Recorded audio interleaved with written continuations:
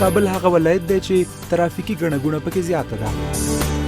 هره ورځ سړکونه بند او موټرې ځای پر ځای ولاړې وي. یو شمېر هیوادوال د ترافیکي ګڼې ګوڼې څخه د خلاصون په موخه دندې او کار ځای ته په وخت د رسېدو لپاره له بایسکل څخه ګټه اخلي.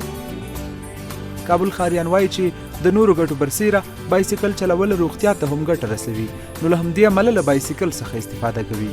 بر نسبت راهبندان بایسکل خریدیم که اگر از سیغهی علایالدین من تا شهر میایم در 2 ساعت رسیدن نمیتوانم. این بایسکل که میایم باز در نیم ساعت راحت تا مقاطع موتران تیر شده میتوانم. ګټه خو دا ده زه خپله ځم وظیفې ته پې باندې، نو که چېرې موټر وي که نه وي ما په وخت رسوي. دویم دا ده چې اقتصادي لحاظ نه ما ته ګټه رسوي، او درېیمه فایده دا ده چې د انسان ورزش پکې کېږي. له بایسکل څخه ګټه اخیستل د بېلابېلو ناروغیو لپاره ګټور دي. ډاکټران وایي هغه کسان چې بایسکل چلوي د نورو په نسبت د ښه صحت درلودونکي او له ناروغیو څخه خلاص وي. ګټې زیاتې دي، لکه د وزن کمولو کې رول لري.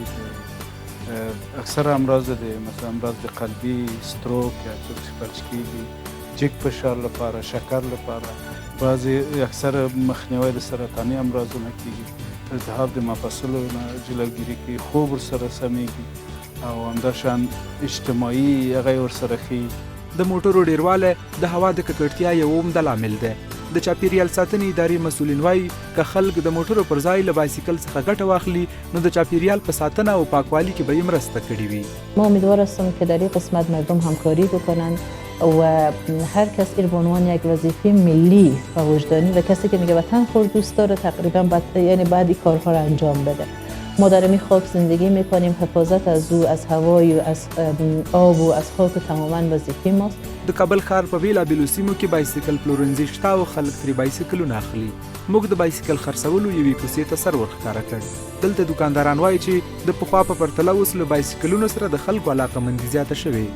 اوس زموږ د بایسکلانو کار شکر الحمدلله ښه دی. وخت دلته د مارکیټ کې تقریبا 15-16 دوکانونه درلودي، او اوس د هغه په پرتله ورته وګورئ چې مکمله مارکیټ بایسکل شوی دی. مخکې دلته لیلامي شیان خرڅېده چې اوس هغه وتلي دي، او بایسکل د وخت څخه د مخکې اوس زیات خرڅېږي. بایسکل نه یوازې د روغتیا لپاره ګټوره او له ترافیکي ګڼې ګوڼې څخه د خلاصون غوره وسیله ده، بلکې له اقتصادي پلوه هم خورا ګټور دی.